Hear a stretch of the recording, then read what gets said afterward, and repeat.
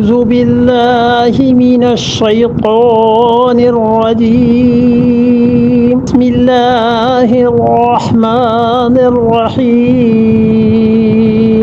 وما كان لنفس أن تؤمن إلا بإذن الله ويجعل الرجس على الذين لا يعقلون.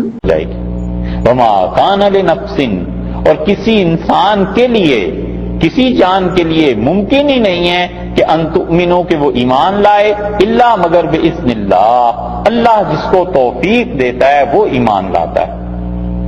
کسی انسان، کسی جی کو اللہ پہ ایمان لانا نہیں ملتا مگر اللہ کے حکم سے. جب انسان اللہ کی توفیق شامل حال ہوتی ہے پھر وہ مومن ہوتا ہے. اور اللہ کی توفیق ایسے شامل حال ہوتی ہے کہ وہ انسان کی طلب دیکھتے ہیں. جب انسان میں طلب نہ ہو تو پھر کچھ نہیں ملا کرتا. ایک آدمی ہے اور وہ چاہے کہ پانی پیے تو یہ شرط ہے کہ اسے پیاس لگے، پیاس سے مجبور کرے گی کہ وہ پانی پیے. اور اگر پانی نہیں پینا چاہتا تو چھاجوں بارش برس رہی، برکھا لگی ہوئی اور ساون بھادوں کا موسم آ گیا اور وہ پیالہ لے جا کر چٹیل بھرے میدان میں ایسے الٹا کر کے رکھ دیتا ہے تو بارش چھوڑ سارا آسمان برس جائے وہ پیالہ نہیں بھرتا. پیالہ اس نے خود ہی الٹا رکھا ہو. پیالے کو سیدھا رکھے گا، طلب ہوگی تو طلب کی وجہ سے پھر توفیق شامل حال ہو جاتی ہے. اس لیے طلب چاہیے. غالب نے کیا اچھی بات کہی ہے، کہتا ہے توفیق باندازہ ہمت ہے ازل سے. آگے توفیق باندازہ ہمت ہے ازل سے، آنکھوں میں وہ قطرہ ہے کہ گوہر نہ ہوا تھا. انسانوں کو جو توفیق ملا کرتی ہے اللہ نے ازل میں یہ قانون طے کر دیا ہے کہ وہ انسانوں کی توفیق جو ہم دیتے ہیں انسانوں کو، وہ توفیق ان کی ہمتوں کے مطابق ہوگی. جو ہمت جتنی کر لے. کہتے ہیں کہ حکیم سنائی، علامہ اقبال نے بھی اس پہ لکھا ہے، کہتے ہیں حکیم سنائی جو تھے یہ پرندوں کا گوشت نہیں کھاتے تھے، گوشت نہیں کھاتے تھے. کہاں کے تھے حکیم سنائی؟ نہیں خبر. یہ ہے نا فائدے نہ پڑھنے، مطلب آدمی کو سوچنا ہی نہیں پڑتا، کیسی آسان زندگی گزرتی ہے نا. حکیم سنائی تھے غزنی کے، اور جہاں سلطان محمود غزنوی رحمت اللہ علیہ کا مزار ہے سنا ہے کہ اس کے ساتھ ہی ان کی بھی قبر ہے.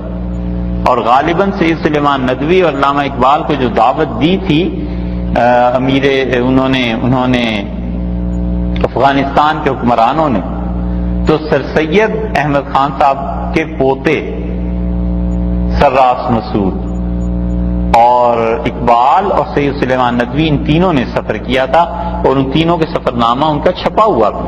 بہت اچھی چیز ہے، بہت انفارمیشن ہے اس میں. اقبال نے تو بہت زیادہ شاعری کی وہاں جا کے کئی جگہ، اور سید سلیمان ندوی رحمۃ اللہ علیہ نے سفر نامہ مرتب کیا ہے، وہ بھی پڑھنے کے قابل. تو اس میں حکیم سنائی پہ بھی تذکرہ لکھا ہے. اقبال نے حکیم سنائی کے متعلق کہتے ہیں کہ وہ کھاتے نہیں تھے، گوشت نہیں کھاتے تھے.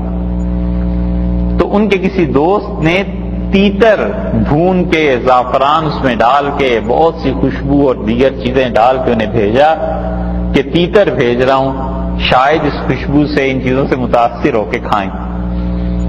تو انہوں نے تیتر کو دیکھا اور حسرت کا، افسوس کا اظہار کیا. انہوں نے کہا افسوس تو تیتر بنا، شاہین کیوں نہیں بنا؟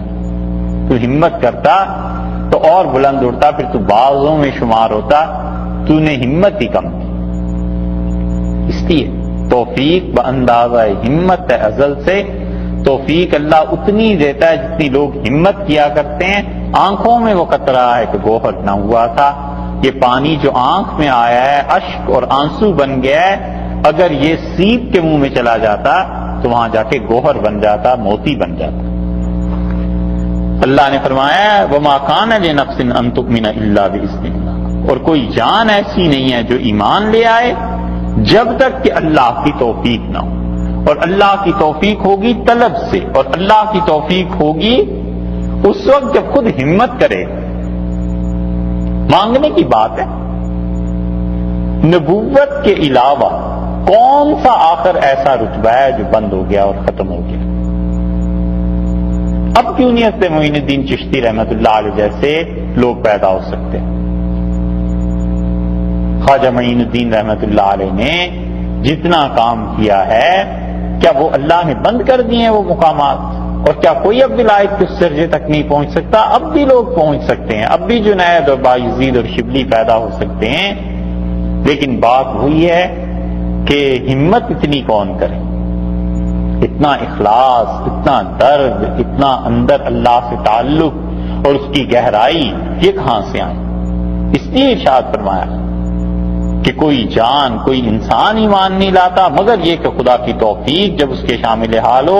وَيَجْعَلُ الرِّجْسَ، اور وہ رکھتا ہے گندگی کو، عَلَى الَّذِينَ، ان لوگوں کے اوپر، لَا يَعْقِلُونَ، جو لوگ سمجھتے نہیں ہیں، ڈالتا ہے اللہ گندگی کو ان پر جو لوگ عقل نہیں رکھتے۔ یہاں رجس کا جو لفظ ہے گندگی، یہ ایمان کے مقابلے میں آ رہا ہے۔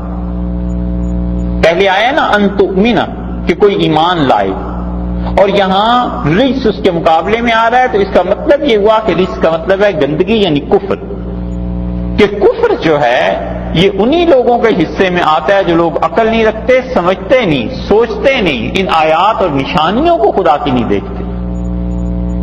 ساری چیزیں اللہ نے بھیجی ہیں، غور کرو، فکر کرو، اور ان چیزوں کو دیکھ کر پھر مسلمان ہو جاؤ، ایمان لاؤ۔